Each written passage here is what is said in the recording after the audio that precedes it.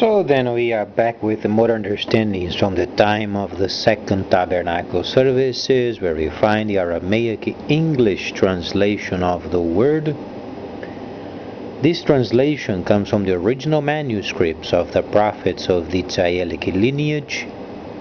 So then we can understand the time of the end. As per Yeshayahu the prophet, we find layers of understanding of the spring feast, the autumn feast, and also the returning of the cities of the Mashiach laid waste from many centuries. As we read it in Yeshayahu the prophet, let's then make an analysis of the situation related with the autumn feast and the content that comes from the original manuscripts and the lining up of the autumn feast in Gala, or then Yod He Vav He in his function, or then the presence of Gala in the Apocalypse.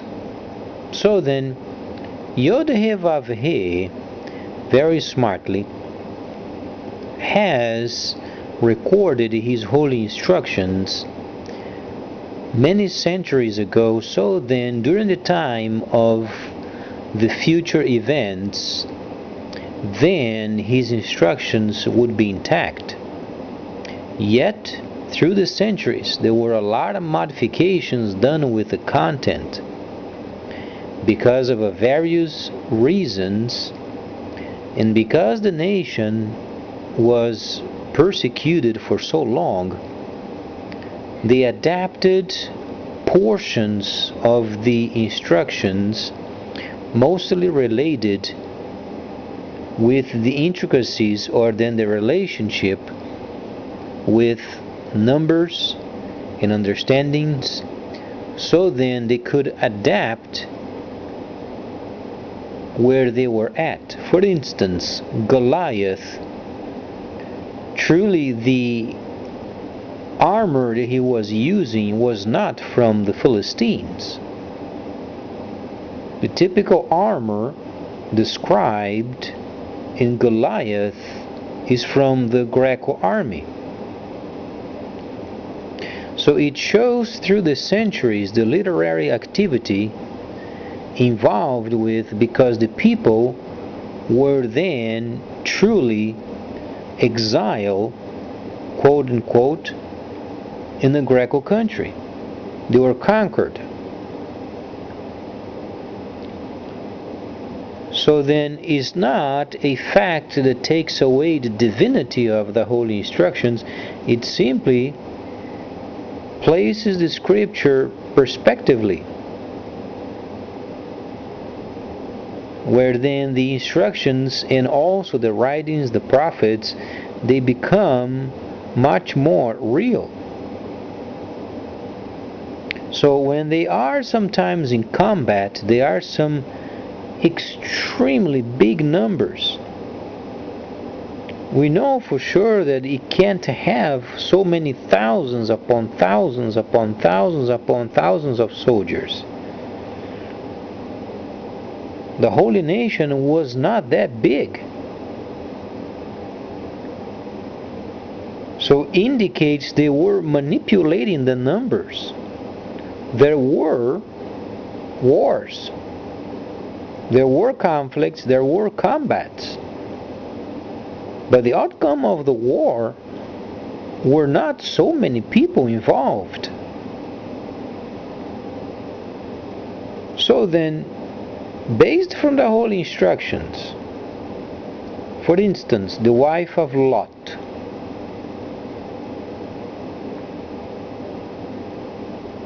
she did not become a statue of salt. So archaeology shows us,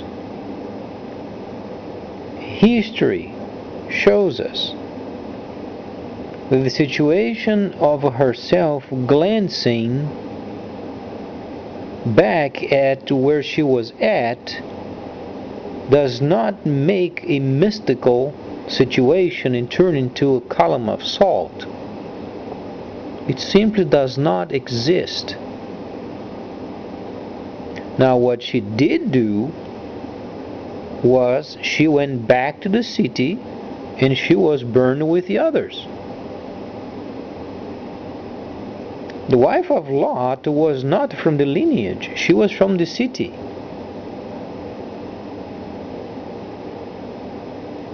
Though because of many reasons, Lot then went to the city and there he was. And at some point he became a beacon of light to those people. But then obviously they refused, and there was an indication that Yod-He Vav-He, Shaphat, was coming down on those cities.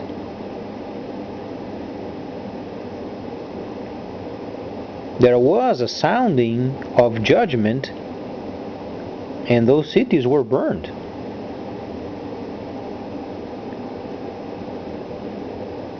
And the pieces of sulfur, they are there, strung in a vast area. If you take a trip over there, you're going to find it.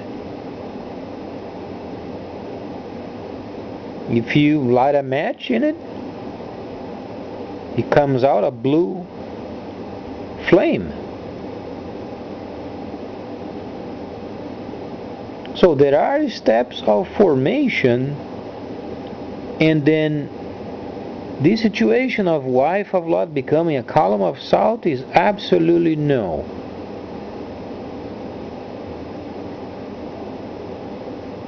There is no mysticism, because the holy instructions and the instructions in the prophets, they're always involved with a person's obedience and not mysticism.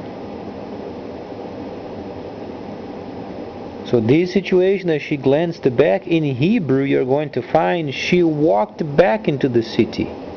She went back to the city.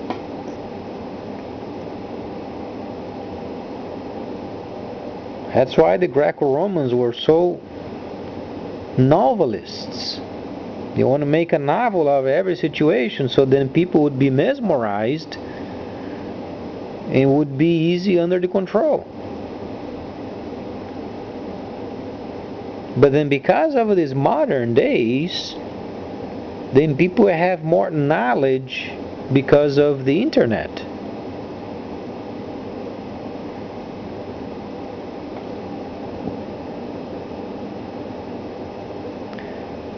So then, the perspective of the wife of Lot is solved. Those people linking up divinity with a statue of salt is absolutely ridiculous. That's why there are thousands upon thousands upon thousands of denominations, and most of them don't get along with each other because simply they think their interpretation is the proper interpretation, so as the other and the other and the other, and the true scripture are from the original manuscripts.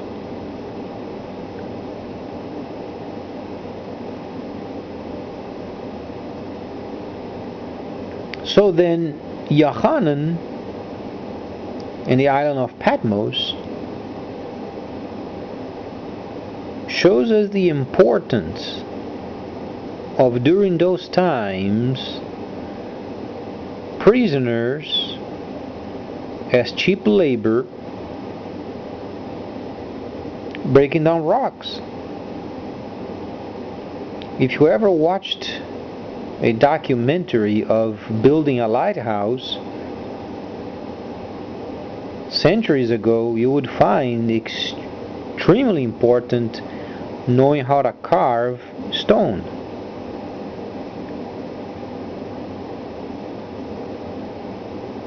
Now, people during this disposable age that we are in, changing partners as they change clothing, and then comes a time they simply are no longer rational because they are so mixed up that they can't think straight.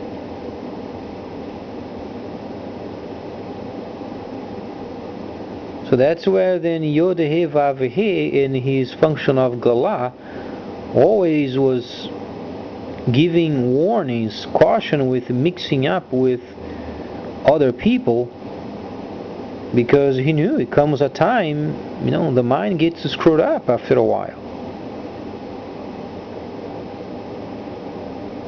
It is the nature of a sexual sin.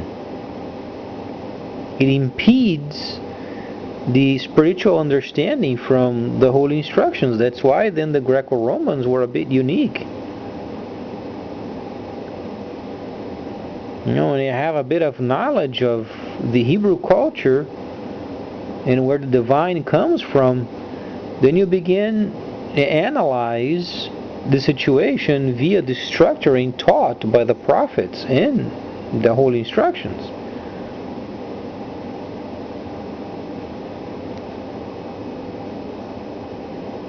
So the holy instructions must be cleaned. And in fact, it's not going to take the divine away from it. Simply is going to make sure when then the Hamashiach ben Yosef, he came, he cleaned up the scripture from Takanot and Maasim. So as during this time of the restoration period, it takes a bit more time to clean it up again. You have the first section of Vaikra, 23rd chapter, from the first verse through the 21st, thus the spring feast. And then the Hamashiach ben Yosef came, he cleaned it up and prepared the scripture for this period of time. It was 1,000 years, his 1,000 years.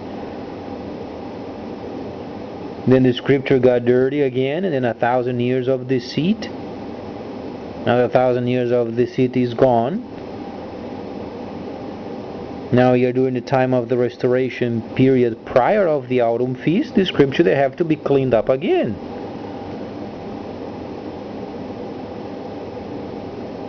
So next time we're going to evaluate more the situation from the perspective of Abraham and then the prophets. I'm going to make an analysis also of archaeology, because the archaeology, or the archaeologists, they have an advantage, and it is related with history, analysis, scientific analysis, and the divine is 100% with it. The divine is not mystical. He made the earth, the elements, water, clouds, rain, sunshine, lunar view for reasons. Now he doesn't violate his holy instructions. For instance, the situation that the world, at the word of the prophet, then the earth did stop its cycle, or the sun went back in its route. This doesn't exist. The time has 24 hours as it was back then.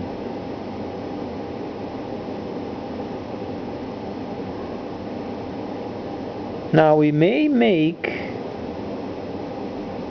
understandings, for instance, Noah and the first patriarchs, some of them had hundreds of years.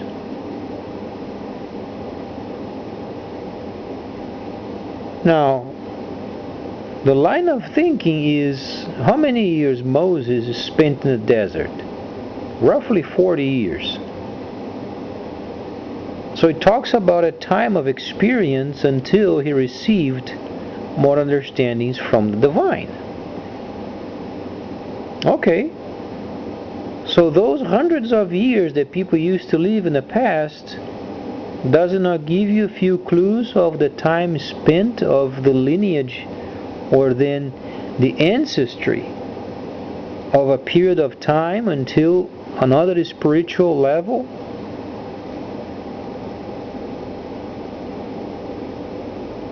Truly was the person living 500 years, 400 years, 900 years, 800 years? Or was a period of time until a new spiritual understanding was taking place?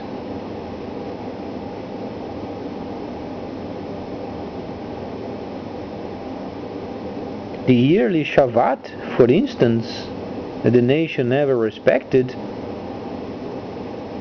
was then every 60 years they could plant, and the seventh the land should rest.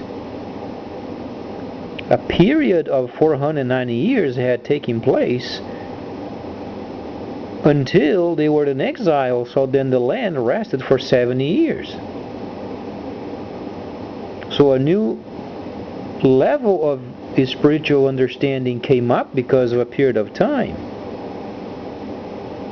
Nor human beings living for 500 years, 600 years, 800 years. It doesn't make any sense.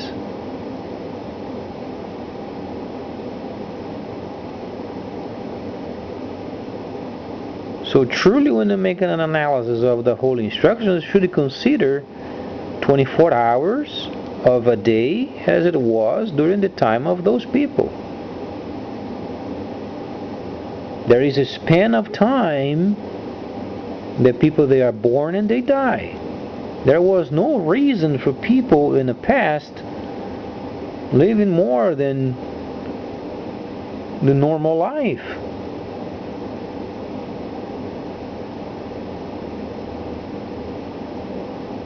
So in our thinking, in our living, in our relationship with the divine, we should be conscientious of a constancy.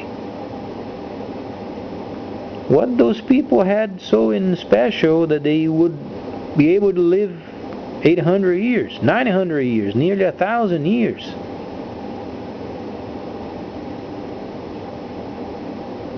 They had to eat, they had to drink, they had to do what they had to do. What are they made out of? Iron? Stone? No, they were human like the others. But we knew that there was a spiritual understanding after a period of time. Then the scripture becomes more interesting. Demystify a bit of this crap.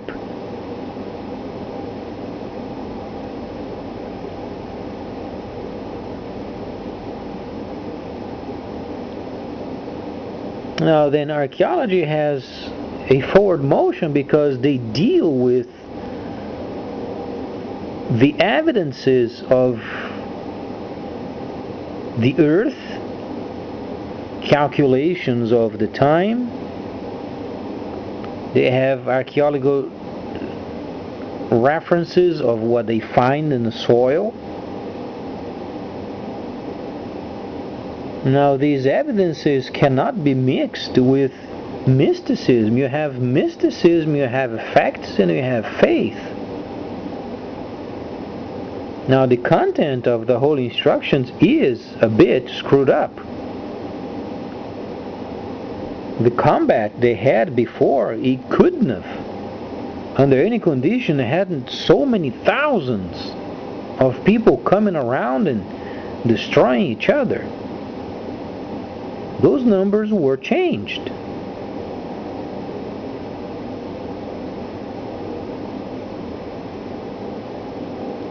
So as was during the time of the Hamashiach ben Yosef, he was then cleaning up the scripture.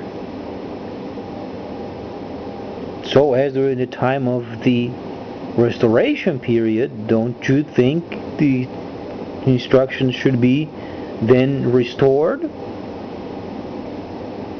Because it's very contaminated. But these are numbers and details that does not take the divinity from the information given.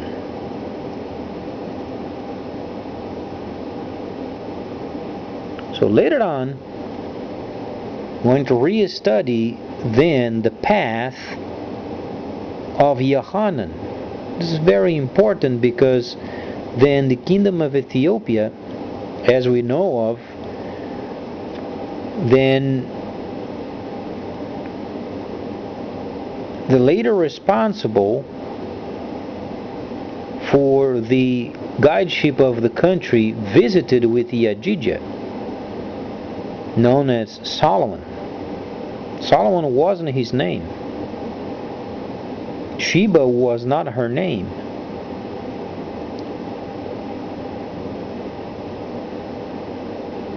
So as the 50th state of the Union was not Sandwich Islands.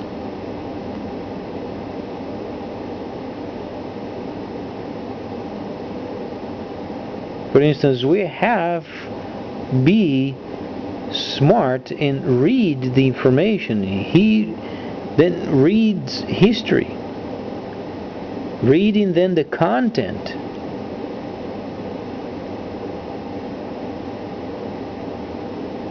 and not being mystical. Mysticism simply is synonymous of ignorance, because believes so strongly in a certain way, and then when you hear, then you understand the content is ridiculous.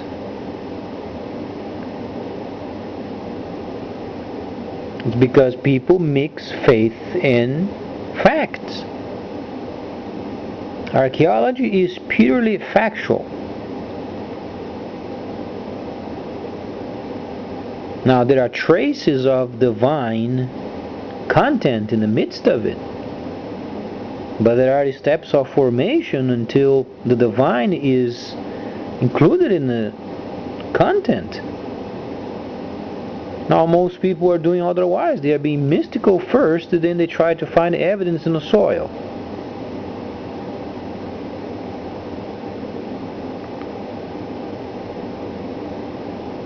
So that's what the topic of the next conversation should be. So please stay tuned, much more coming up.